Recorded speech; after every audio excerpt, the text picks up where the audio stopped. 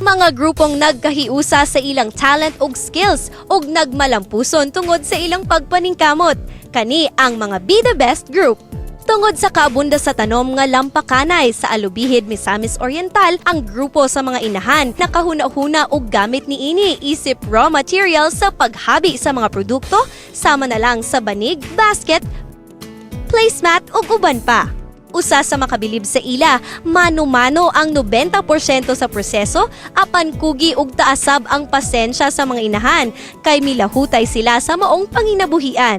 Ug karon, ginganlan ang grupo nga Shari Alubihid Weavers Foundation. Gikan sa grupo sa mga inahan, makabilib sab ang grupo sa mga kabatanunan nga gitawag nga Diri Husi. Grupong namugna alang sa advokasiyang mahatagan og pagtagad ang mga individual nga napasagdan, partikular na sa mga street kids. Naghiusa ang grupo sa pagdevelop sa ilang talento sa pag-soil painting, pagbuhat og tribal jewelries, pagkanta, pag-fire dance ug uban pa. Og baguhay lang sab na hatagan og pasidungog isip top 10 youth organizations.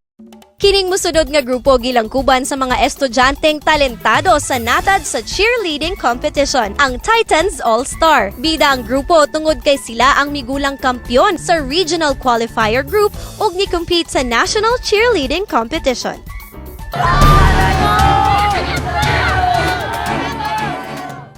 Tungod sa ilang debosyon sa atong labawng makagagahom, pagpasundayag sa pasyon ni Kristo ang ilang gitagaan ug pagtagad kada Semana Santa. Mao kini ang grupo sa mga lumad sa Medina, Misamis Oriental nga mas naila sa ilang pagsadula sa hinuklog. Napili namo silang nominee sa atong Be The Best Group category tungod sa ilang pagpreserba sa naandang tradisyon.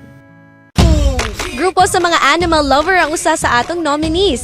Sila ang CDO Dog Walkers Club. Tungod sa katuyuang maprotektahan ang katungod ug kaayuhan sa mga iro ug mapaabot sa katawhan ang importansya sa responsible dog ownership.